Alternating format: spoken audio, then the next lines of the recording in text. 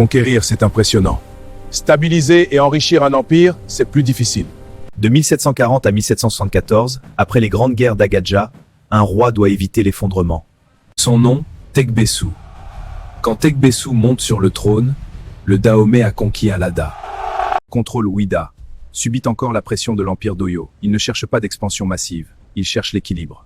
Pendant son règne, le Dahomey continue de payer un tribut à Oyo pour éviter des invasions majeures. C'est un choix stratégique, préserver le royaume, plutôt que l'exposer à une guerre destructrice. Tekbessou est surtout connu pour son organisation interne. Il renforce encore l'autorité du palais d'Abomey. Le roi Tekbessou développe les fonctions politiques et les charges royales. Le commerce via Ouida devient central.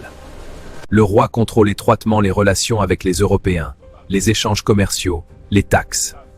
Le pouvoir royal devient économique.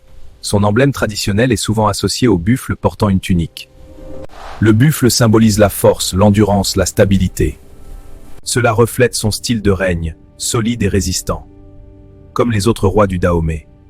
Il renforce les cultes royaux. Il maintient les cérémonies traditionnelles. Il s'appuie sur les prêtres et la divination. Le roi est à la fois chef politique et figure sacrée. Sous Tekbessou, le commerce atlantique continue de croître.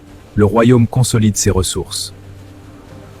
L'État devient plus riche et plus organisé. Il transforme la conquête militaire d'Agadja en puissance durable. Tekbessou n'est pas le plus spectaculaire, mais il est essentiel.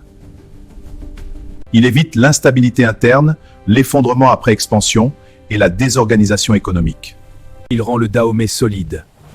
Après une grande victoire, le plus dur est de gérer. Tekbessou nous enseigne la patience stratégique.